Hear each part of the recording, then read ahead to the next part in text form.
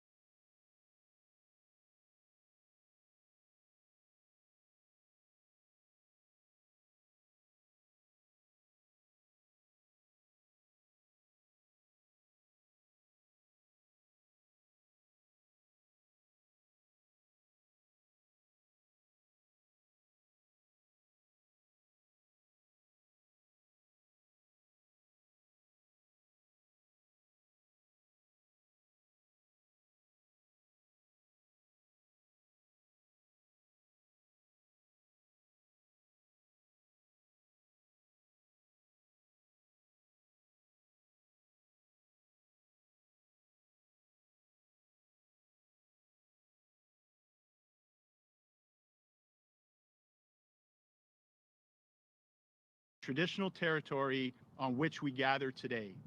I wish to acknowledge the diversity of the First Peoples of this area and to honor the stewardship of the Anishinabe, especially Ojibwe, Chippewa people. We are grateful to have the opportunity to gather on the Williams Treaty area of the Anishinaabe peoples. The Ontario Provincial Police is committed to serving our province by protecting its citizens, upholding the law, and preserving public safety. This announcement is another step forward in our collective efforts to support our people, enabling the OPP to deliver our mission of safe communities and a secure Ontario. Together, we're making changes to sustain a healthy, inclusive, resilient, and high performing OPP. Our members and our communities deserve nothing less. Thank you, merci, miigwech. And now, I would like to welcome the Premier of Ontario, the Honorable Doug Ford, to the podium. Premier?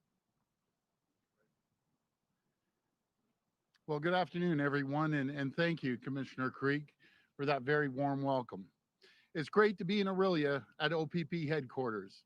I want to recognize my incredible colleagues who are here today.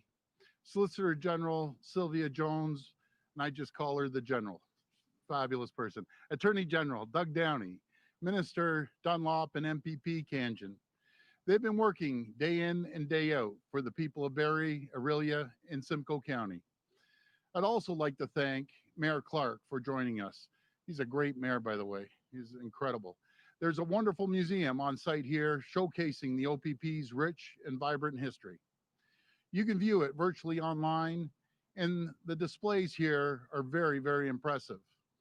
Like the story of John Wright, the first Black OPP officer who joined in 1960, having previously served his country in the Royal Canadian Air Force during World War II.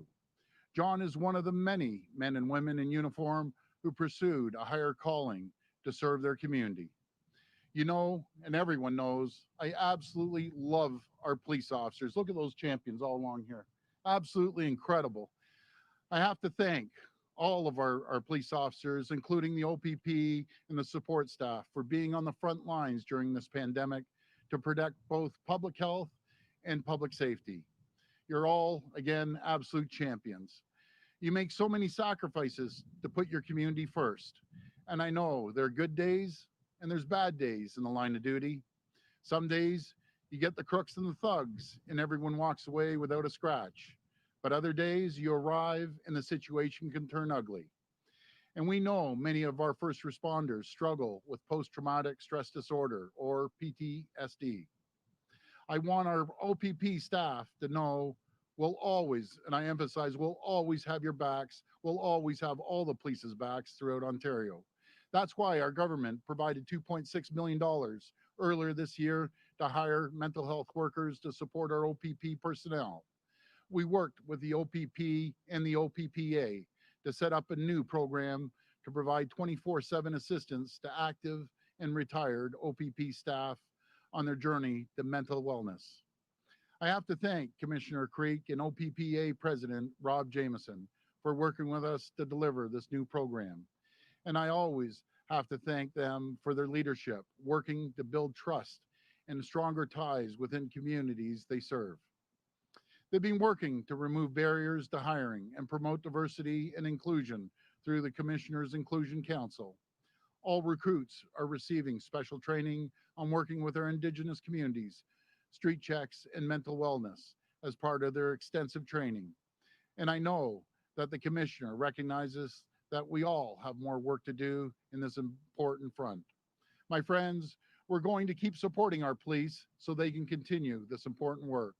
Now more than ever, we need to make sure the criminals out there face the justice they deserve. We need to protect our communities from the senseless violence. So today, I'm proud to announce here at OPP headquarters that we will be investing $25 million to hire 200 more OPP officers. That's 200 more boots on the ground. These new officers will be deployed to areas of greatest need across the province. They'll protect our communities, and we will keep looking out for our officers, just as they do, as they look out for us each and every day. Together, we will rebuild Ontario, a stronger, safer, more prosperous Ontario. Thank you, and God bless our police, and God bless the people of Ontario. Now I'll pass it to Solicitor General. Thank you. Thank you, Premier. Every day, Ontario's police officers put their lives on the line to protect us and our families. The COVID-19 emergency and recovery continue to be a reminder of how much we value our frontline workers and why we need to support their mental health and well-being in every way we can. The new hiring initiative we are announcing today is part of the continued steps our government is taking to improve the OPP's workplace culture and support OPP personnel as they go above and beyond to serve in our communities. This important recruitment of 200 additional officers responds to one of the key recommendations of the OPP Independent Review Panel, which is to safeguard the health and wellness needs of the OPP workforce by addressing shortages in the workplace. These new frontline officers will fill vacancies where the need is greatest, in regions that are short-staffed. This will provide much needed support to our existing complement of officers and ensure public safety always comes first. This new initiative also builds on our recent investment of $2.6 million to hire new psychologists and other mental health workers to support OPP personnel. It is a comprehensive approach designed to build care for the men and women who protect our communities. As the minister responsible for Ontario's emergency response, I can tell you how heartening it has been to see Ontarians come together to keep each other safe as our province gradually reopens and our economy restarts. Our police have been there at every step of the way, standing shoulder to shoulder with community members and always ready to offer a helping hand. I want to thank the OPP and all of Ontario's police services for the tremendous contributions you are making during these difficult times, each and every day, to protect and keep us safe. You are leaders in your community, and our government is determined to continue providing you with the supports, resources, and tools you need to serve and protect Ontarians. Thank you. I would now like to invite Mayor Steve Clark to the podium.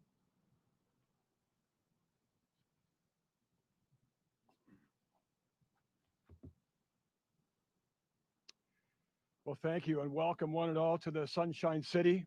Sometimes it's not just a metaphor, as you can well see. And it is my pleasure as Mayor of Orillia to be standing here at the general headquarters of the Ontario Provincial Police. And the OPP and the City of Orillia have a very special relationship indeed. Our local detachment, which serves Orillia and our surrounding areas, is the largest in Ontario and soon to have their new facilities open.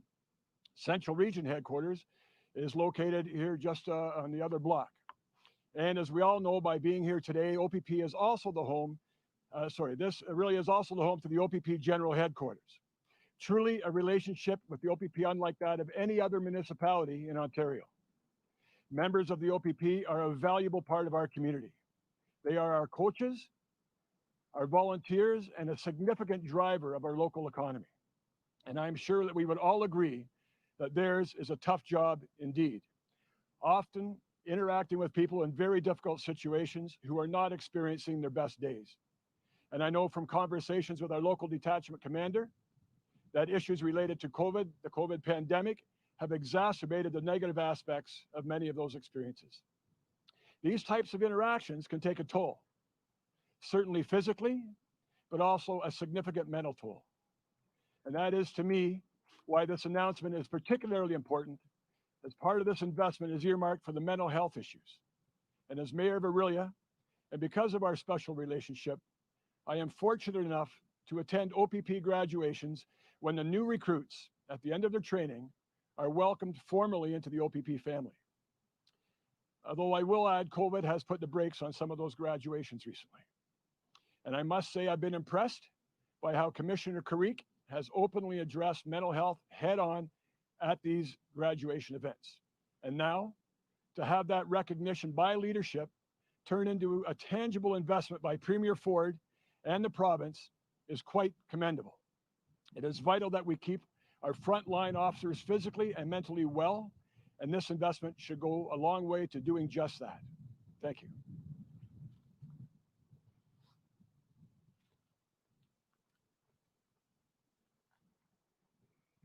Thank you, Commissioner Carrique, Premier Ford, and Minister Jones. We know that across Ontario, the Ontario Provincial Police play a tremendous role in supporting our communities. Whether it's keeping local regions safe, helping victims of domestic violence, or tackling large province-wide crimes like human trafficking, we depend on them. With today's announcement, we are taking steps to ensure that our frontline officers have the support they need to continue to help build healthier and safer communities. I was able to speak about our announcement on the Proceeds of Crime grant recently, which has officers working with local communities on their needs. With the addition of these officers and the expanded training they are getting, I am confident that our neighborhoods will be safer. As Minister of Children and Women's Issues, I have seen how domestic violence, human trafficking, and sexual violence are impacting Ontarians, and have heard just how important frontline officers are for supporting victims. Alongside our provincial police, we are working to help those trapped in the nightmare of sex trafficking to know that their community is working together to set them free. Most of us can't imagine these crimes occurring in our backyards. I can tell you that these crimes do not discriminate. Your neighborhood is not immune. And we could not fight these crimes without the dedication, bravery, and compassion of our frontline officers. Supporting the safety of our communities and of those on the front lines is and will always be a top priority for this government. Thank you again for all you are doing, and thank you for making a difference. Please.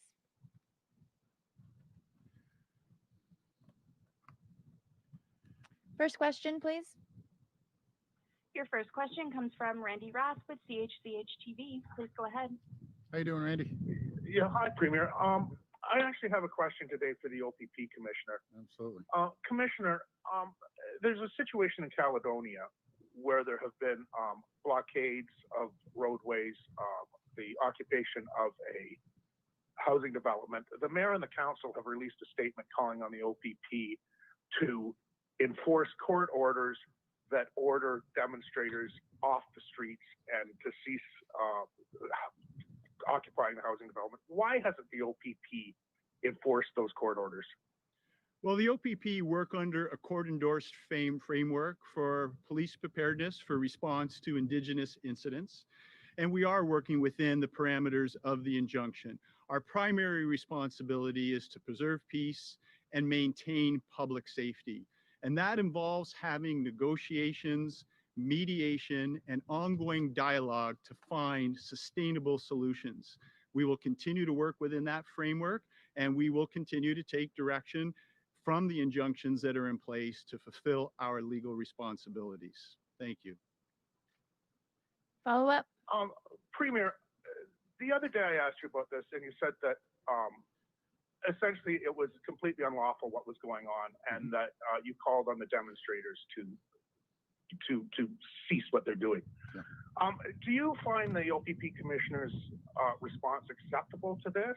And you know, are you satisfied that everything's being done that could be done, that can be done to stop the situation down there? Well, I have all the confidence in the world in the commissioner and all the OPP. Matter of fact, I have confidence in all the police officers across Ontario. I want to make it very clear, I don't direct the police. I have the confidence that the commissioner will follow the injunctions that have been put forward by the courts. But what I was saying, I have zero tolerance for anyone throwing rocks at our OPP, throwing outhouses over the bridge. I had a good conversation in person with Chief Hill. I had him down to Queen's Park. He fully understands and agrees. It's always better to discuss these things, work them out, make sure there is no violence, and we can move forward, because it doesn't benefit anyone. It doesn't benefit Six Nations. It doesn't benefit the Indigenous community as a whole. And it's better to sit down, talk about it, and work things out. And that's what we plan on doing. It's very, very important. We go down that avenue and continue with dialogue. That's how I feel. But I have zero tolerance, and I don't care who you are. You start attacking our police, I'll come out swinging. Simple as that. Next question. Your next question comes from Sean Jeffords with the Canadian Press. Please go ahead. Hi, Sean. Good afternoon, Premier. Wanted to ask you a couple of questions about schools again today. Sure. Earlier this morning, MPP Hunter wrote Minister Elliott and asked for proactive COVID testing in schools located in virus hotspots around the province. I'm wondering if the province has any plans to conduct that kind of testing, and if not, what is the government's plan regarding COVID testing in schools? Yeah, we do have a plan for testing, proactive testing right across the board. We have a well-oiled machine with Dr. Iyer and the public health. We've been getting probably about 25,000 upwards to 30,000 tests every single day. And I've made it very clear to all ministers on our cabinet, nothing is more important right now than making sure we have a safe environment for the kids going back to school. And I've always said we have the safest, most cautious approach in the entire country. We have 500 nurses that we're hiring to go into these hotspots and do the testing as well. We have our health team on full alert.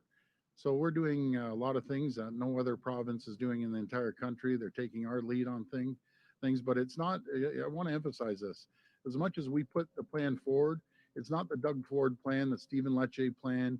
It's a plan put together through the advice of some of the best doctors in the country on our health table and our chief medical officer, along with sick kids and other hospitals, be it UHN or CHEO in Ottawa. Follow up.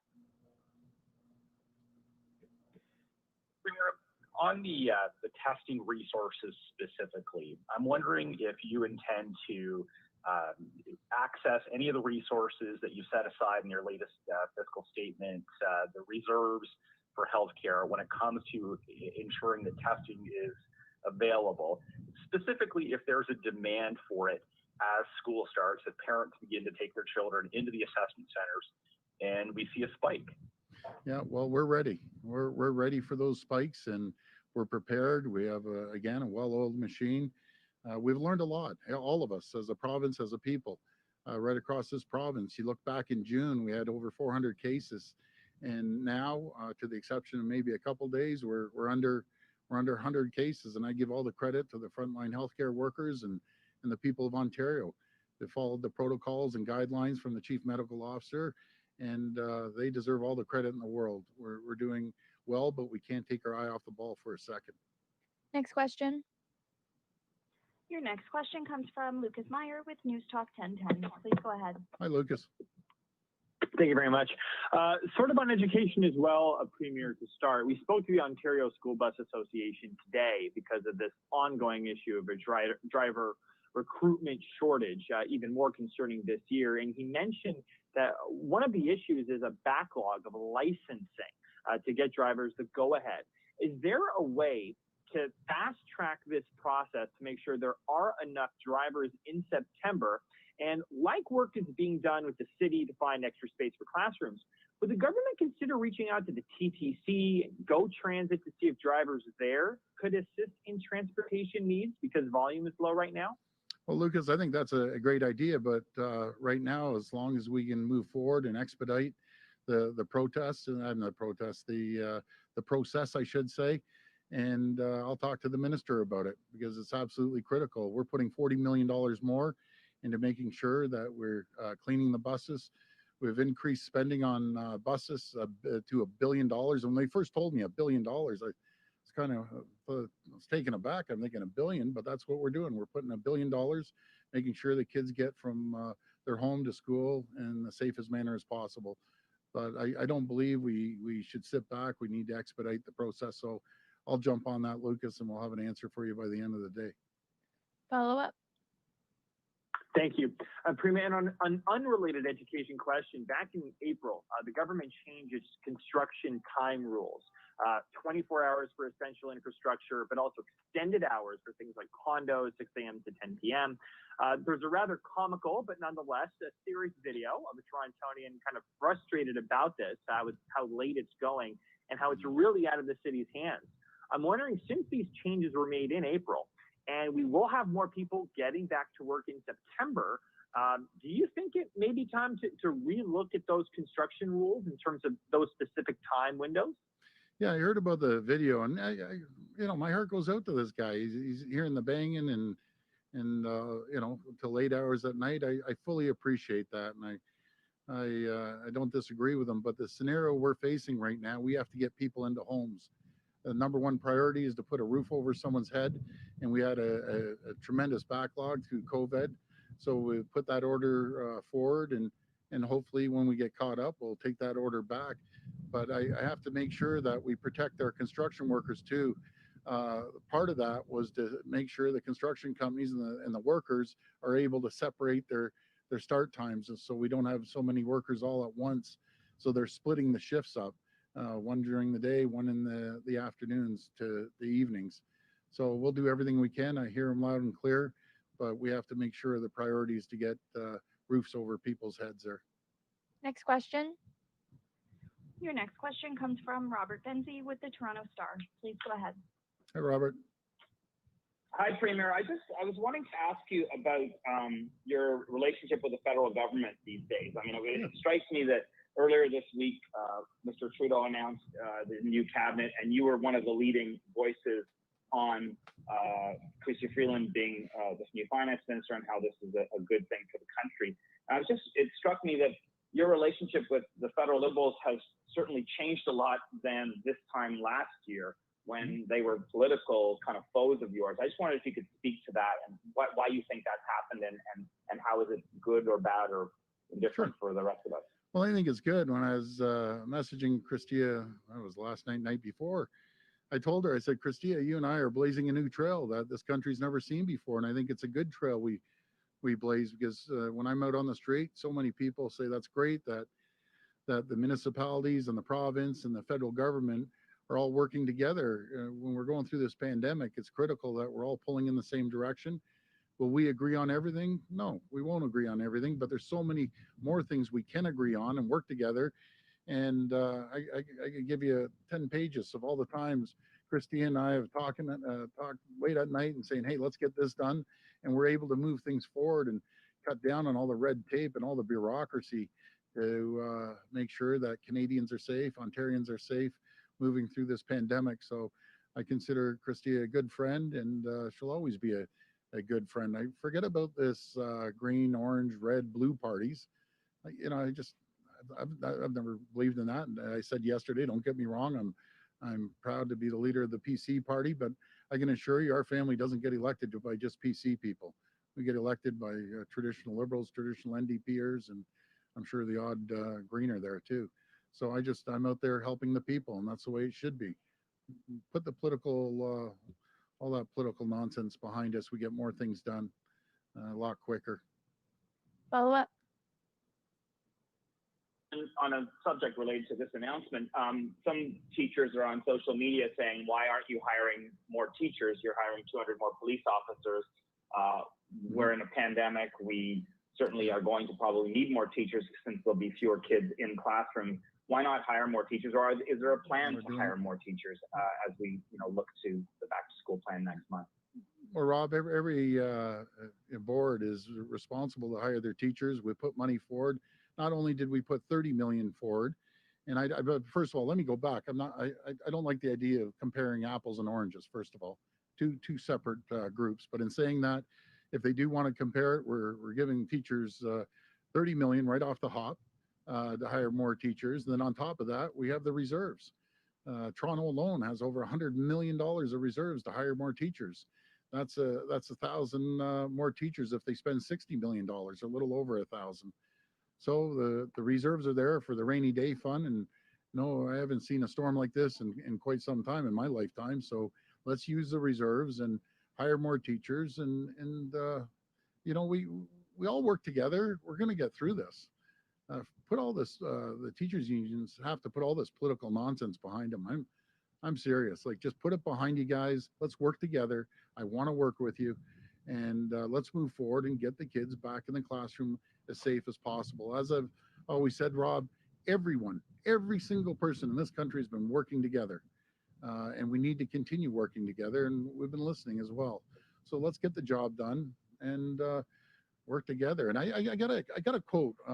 Sean Monteith from Hastings Prince Edward District School Board. So he's the director out there, Rob. And what a positive message. I'm not going to read out his message, but you should go online and hear his message. You want to talk about leadership? And I encourage, because we have some great directors, but I need all the directors to take the same approach as Sean has, is about basically, in less words, is, folks, we understand the concern, and I understand the concern about the parents and the anxiety. But he has this one. They're ready to teach. They're ready to teach safely. They're ready to protect the kids and the teachers. So let's move forward and work together, and we'll get through this. And the thing is, go back to the beginning of the pandemic. Look at what the grocery store clerks that were dealing with hundreds of people at the peak of this pandemic, they were sitting there checking hundreds of people out. Look at the truck drivers. Look at our great police officers, firefighters, EMS. Like, everyone stepped up. Every single person in this country has stepped up for the call of duty, per se. And, you know, now I'm asking the teachers union, now it's your turn. Step up. I love our teachers. I've said that over and over again. We have some of the greatest teachers in the country. The teachers union have to come to the table here and work with us. That's all I'm asking. Okay, last question. Your final question comes from Nathan Taylor with Aurelia Matters. Please go ahead. Hi, Nathan. Hi, Premier. Welcome back to Aurelia. Oh, beautiful here. I just had a question around the timing of today's announcement. Did the pandemic have anything to do with it, or was there something that prompted this funding announcement right now? Well, I'm going to pass it over to the Solicitor General, and she'll be able to answer that. Thank you. So there were many factors that drove this decision. Part of it was, frankly, the OPP internal review of staffing. Part of it was the feedback that we received from members of the service and retiring members. We needed to start to react and respond to some of the mental health concerns that we've been hearing from the OPPA, as well as incoming Commissioner Carrique. And so today's announcement was the culmination of many of those decisions. And while the pandemic delayed the announcement somewhat, it certainly didn't delay the planning and the preparation for those 200 new officers. Thank you. Follow up. Yeah, can you give me an example of some of the areas, I guess this might be a question for the Solicitor General as well, I don't know, but some of the areas where you think these officers will be placed. I know you said some underserviced regions, but can you give me some specifics of some areas where they might be? Yeah, so you know, the operational decision about where the 200 officers will be placed will obviously be in the hands of Commissioner Carrique and his team, but it is clear that there are certain parts of the province, many in Northern Ontario, as you can imagine, that have had chronic understaffing, and so we want to make sure that we have the resources and the officers on the ground in place in those communities. But in terms of specific detachments, those decisions will be made by Commissioner Carrique and his team. Thank you. Okay. Thank you, everyone. Thanks, everyone.